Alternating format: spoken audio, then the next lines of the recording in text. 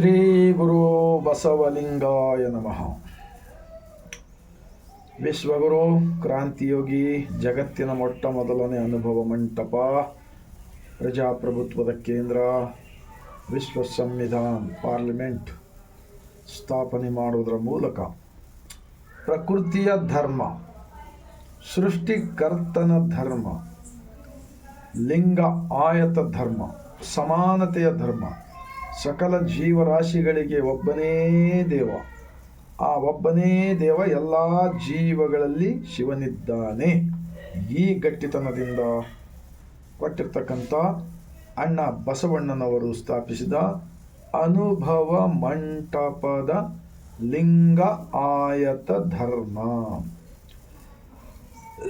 ಈ ಧರ್ಮದಲ್ಲಿ ಉರಿಲಿಂಗ ಪೆದ್ದಿ, ಮಾದಾರ ಚೆನ್ನಯ್ಯ, ದೋಹಾರ ಕಕ್ಕಯ್ಯ, ಹಡಪದ ಅಪ್ಪಣ್ಣ, ಒಕ್ಕಲಿಗ ಮುದ್ದಣ್ಣ, ಕುಂಬಾರ ಗುಂಡಯ್ಯ, ಹೂಗಾರ ಮಾದಣ್ಣ, ತುರುಗಾಯಿ ರಾಮಣ್ಣ, ಮೇದಾರ ಕೇತಯ್ಯ, ಅಕ್ಕ ನಾಗಮ್ಮ, ಕಾಶ್ಮೀರದ ರಾಜ ಮಹಾದೇವ್ ಭೋಪಾಲ್, ಮೋಡಿಗೆ ಮಾರಯ್ಯ, ಅಫಘಾನಿಸ್ತಾನದ ಮುಸ್ಲಿಂ ಇದ್ದವರು ಲಿಂಗಾಯತಾದರು, ಸೂಫಿ ಮರುಳ ಶಂಕರ ದೇವ, ಹೀಗೆ ಸತ್ಯಕ್ಕ, ಸಂಕವ್ವ, ನೀಲಾಂಬಿಕೆ, ಸಿದ್ದರಾಮೇಶ್ವರು, ಅಲ್ಲಮ ಪ್ರಭುರವರು, ಮಡಿವಾಳ ಮಾಚಿ ತಂದೆ, ಅಂಬಿಗರ ಚೌಡಯ್ಯ, ಎಲ್ಲ 97% ದುಡಿಯುವ ವರ್ಗದವರು ಕೂಡಿ ಕಟ್ಟಿದ ಧರ್ಮ ಲಿಂಗ ಆಯತ ಧರ್ಮ.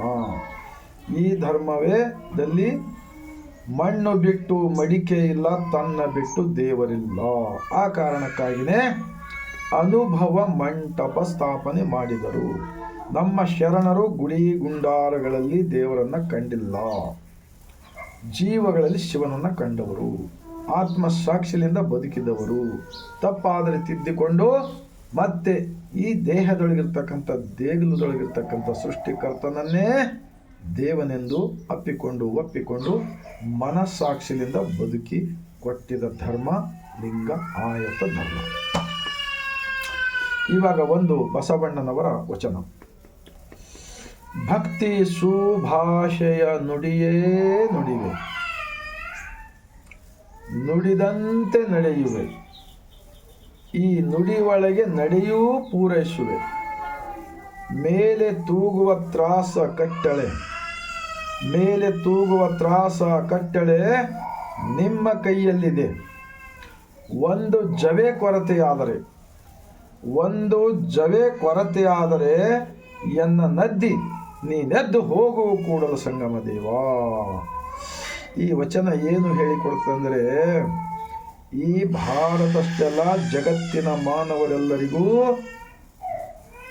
ಯಾವ ಪೊಲೀಸ್ ಸ್ಟೇಷನ್ಗಳು ಬೇಕಾಗಿಲ್ಲ, ಯಾವ ಕೋರ್ಟ್ಗಳು ಬೇಕಾಗಿಲ್ಲ, ಯಾವ ಜೈಲುಗಳು ಬೇಕಾಗಿಲ್ಲ.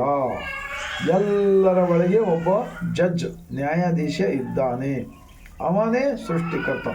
ಈ ತತ್ವವನ್ನು ಕೊಟ್ಟವರು ವಿಶ್ವದ ಜಗತ್ತಿನ ಮೊಟ್ಟ ಮೊದಲನೇ ವಿಶ್ವ ಸಂವಿಧಾನ ನಾಯಕರು ಮಹಾತ್ಮ ಬಸವಣ್ಣನವರು.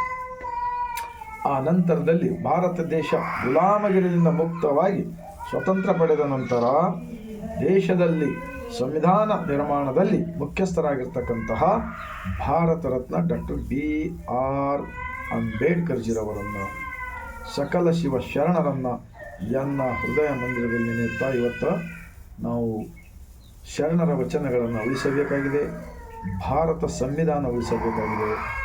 ನಮಗೆ ಯಾವ ಹಲವು 33 ಕೋಟಿ ದೈವಗಳು ಬೇಕಾಗಿಲ್ಲ, ನಾವು ಕಾಣುವುದು ಜೀವಗಳಲ್ಲಿ ಶಿವನನ್ನು.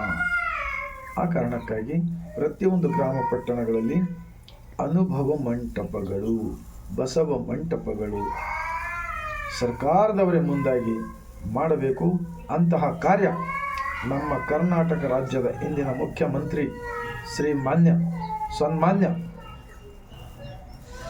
ಸಿದ್ದರಾಮಯ್ಯರವರು ಒಂದು ಒಳ್ಳೆಯ ಕಾರ್ಯಕ್ರಮವನ್ನು ಮಾಡುತ್ತಾ ಬಂದಿದ್ದಾರೆ.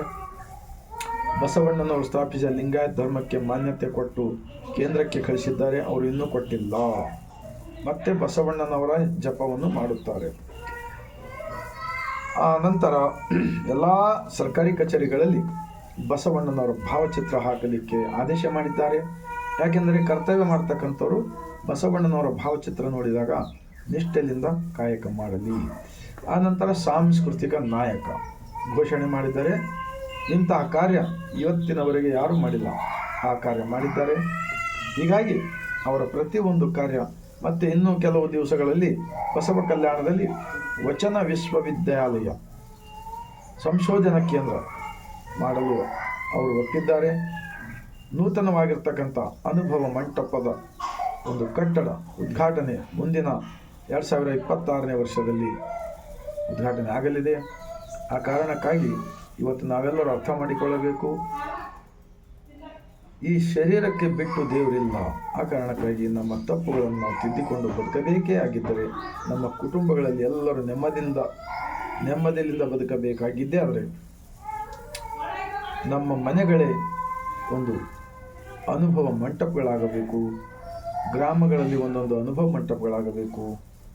ತಾಲೂಕುಗಳಲ್ಲಿ, ಜಿಲ್ಲೆಗಳಲ್ಲಿ, ರಾಜ್ಯ ಮಟ್ಟದಲ್ಲಿ, ಕೇಂದ್ರದಲ್ಲಿ ಎಲ್ಲ ಕಡೆ ಬಸವ ಮಂಟಪಗಳು, ಅನುಭವ ಮಂಟಪಗಳು. ಆದರೆ ನಿಜಕ್ಕೂ ನಮ್ಮ ಭಾರತ ದೇಶದಲ್ಲಿರ್ತಕ್ಕಂಥ ಈ ಜಾತಿ ಭೇದ ಭಾವ, ಮೇಲು ಕೀಳು, ಹಲವು ದೈವಗಳ ಮೂಢ ರೂಢಿ, ಈ ಕೆಟ್ಟ ಅಜ್ಞಾನದ ಕಸವನ್ನು ತೆಗೆದುಹಾಕಲು ಬರುತ್ತದೆ.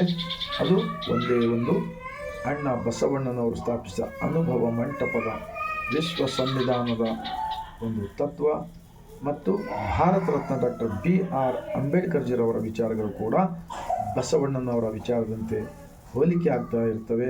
ಆ ಕಾರಣಕ್ಕಾಗಿ ಇವತ್ತು ಭಾರತ ದೇಶದಲ್ಲಿ ಎಲ್ಲರಿಗೂ ನೆಮ್ಮದಿಯಿಂದ ಬದುಕಲೇಬೇಕಾಗಿದ್ದರೆ ವಿಶ್ವ ಭಾರತ ನಾಯಕರು ಮಹಾತ್ಮ ಬಸವಣ್ಣನವರು ಮತ್ತು ಭಾರತ ರತ್ನ ಡಾಕ್ಟರ್ B.R. ಅಂಬೇಡ್ಕರ್ರವರ ಅಂತಹ ವಿಚಾರಗಳನ್ನು ನಾವೆಲ್ಲರೂ ಜೀವನದಲ್ಲಿ ಅಳವಡಿಸಿಕೊಳ್ಳೋಣ, ಜನಮನಕ್ಕೆ ಮುಟ್ಟಿಸುವ ಕಾರ್ಯ ಮಾಡೋಣ ಎಂದು ಹೇಳ್ತಾ, ಈ ಸತ್ಯ ಸಂದೇಶ ತಮ್ಮೆಲ್ಲರಿಗೂ ಸರಿ ಎನಿಸಿದರೆ ಮೇಲೆ ತೂಗುವ ತ್ರಾಸ ಕಟ್ಟಳೆ ನಿಮ್ಮ ಕೈಯಲ್ಲಿದೆ.